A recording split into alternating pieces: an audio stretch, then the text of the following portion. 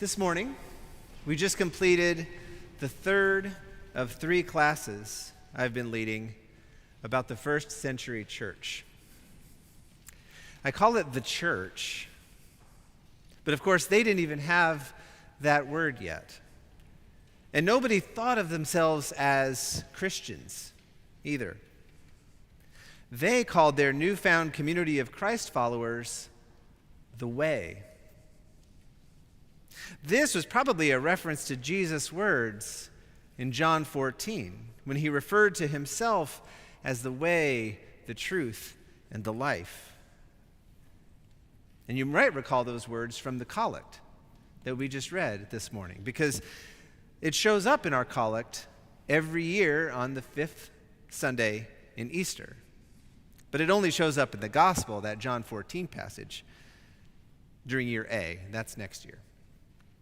Okay, that's enough inside baseball. My point is that the early church referred to itself as the Way, even though they had only just begun to walk that way. From our perspective, the Christians in the book of Acts were still standing at the trailhead with a 1,000-mile pilgrimage ahead of them. And not only was the path ahead destined to be long, it was a rocky one right from the start. This reality is named in the subtitle of that class we just completed. The subtitle was Cultures Collide, because that really does describe the intensity of the environment in which the church was founded. Think of it like a blacksmith's forge, or a potter's kiln, or a glassblower's furnace. You could take any of these artisans' raw materials and turn them every which way and still never imagine what stunning project might emerge from the oven's heat and the craftsman's skill. The first century church experienced both the heat of conflict and culture shock as many traditions met like atoms in a super collider. The heat and the skill of God's handiwork as they watched miracles occur and lives being transformed in faith. But here's the key. In order for that fledgling church to survive, the second experience had to completely overwhelm the first.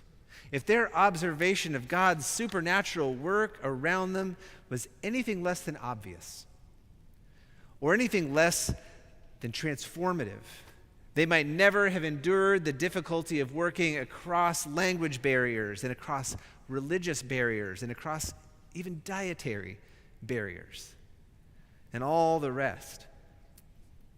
What's more, they might have easily folded under the constant threat of deadly persecution. This is what we've talked about the last 3 weeks. The first century church had no sensible reason to survive beyond that first generation, much less to become a global institution. But it did. And we see glimpses of the reason for this in our reading from Acts this morning. It was a lengthy reading, but if I could boil it down to just one phrase, it would be toward the end, when Peter asks rhetorically, "Who was I that I could hinder God?" Peter should probably have tattooed this question on his forehead, because it defines his entire story. He keeps bringing to the table one notion of what faith is supposed to look like, or what God is supposed to do. And he keeps getting sideswiped by God's actual work in the world. During his ministry, Jesus is constantly demolishing the little boxes Peter keeps his worldview in. And Jesus' physical departure from earth did nothing to change that pattern. So here in Acts, Peter basically says to his brothers, look, I was convinced that Jesus came to save Israel, and give the Holy Spirit to us Jewish believers. But then I saw God do the same things in the uncircumcised, the Gentiles, the others, the outsiders. And I was reminded that Jesus embodied this welcome in himself all along, whether we chose to see it or not. Jesus didn't come to show the way. He came to be the way. So yes, Jesus himself is the way. But a way is not just one thing. A way might begin as a casual stroll and turn a corner and go straight up the side of a mountain, or vice versa. Imagine if you called me on the phone and you're lost because your GPS is down. And you told me, I asked you to describe your surroundings, describe the road, and you told me that you're winding back and forth on a highway in the mountains. But then you see a sign on the side of the road that says you are on I-70. So then I reply and I refute this information because obviously I-70 is straight and flat, not curvy and mountainous. Well, surprise, I-70 goes through both Kansas and Colorado, just to name two. And this is barely even worth saying when we're talking about roads. But it sounds revolutionary when we're talking about Jesus or about Christianity. We tend to think of our faith as a singular concept that for some reason nobody can agree on. And if you think of it differently than I do, well, then one of us is wrong. Spoiler alert, it's you. But we would never think like this about a way.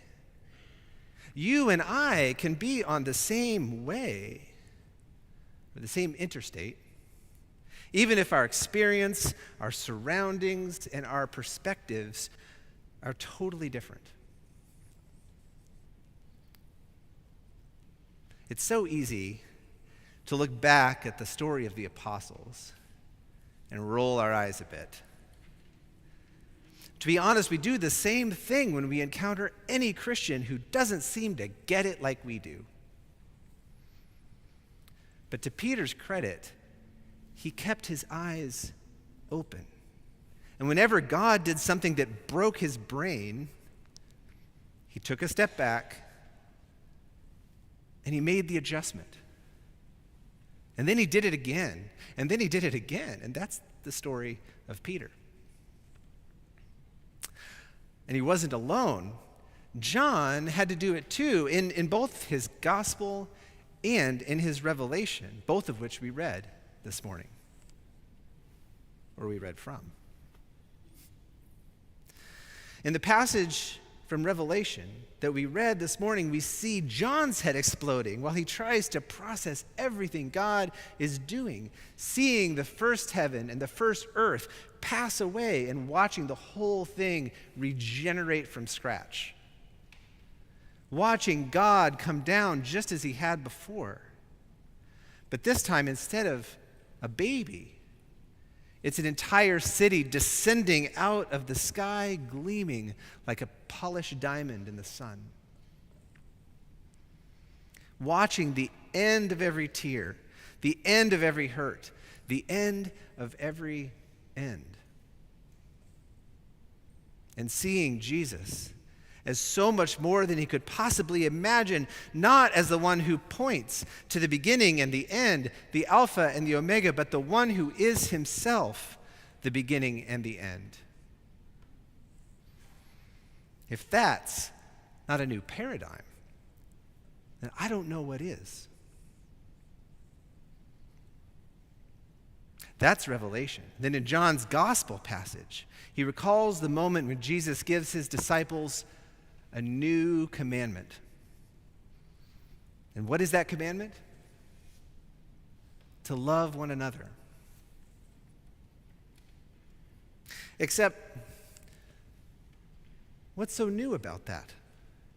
Jesus had already told them to love your neighbor as yourself, a commandment which itself was already over 1,000 years old. So why did he call it new? Here's the thing. When I read this, I imagine Jesus saying that in an intimate moment among the disciples who were loyal to him. Notice it said Judas had just left. I don't hear him trying to be original. Instead, I hear him recasting the entire thing. I hear him saying, look, guys, I know this is a lot. You've seen miracles, and you want to do them too. You've seen me act in some crazy ways, and you've heard a ton of teachings, and I know you can't process all that. And to be honest, I don't care that much. If you can do just one thing and one thing only, then do this. Love each other. If you can't keep the Sabbath, if you can't find time to pray, and even in those moments where it seems impossible to love God, it's fine. Just love each other. Don't worry about whether they love you back. Don't worry about whether they can receive your love or whether it changes their lives. Just love each other. The rest will come, I promise. And what's more, when you love each other, that is how everyone will know that you are my disciples. Did you hear that? Do you know what this means? It means that all those who love each other are disciples of Jesus, whether or not they use the word church or the word Christianity or even the word Jesus. And all those who fail to love each other are not.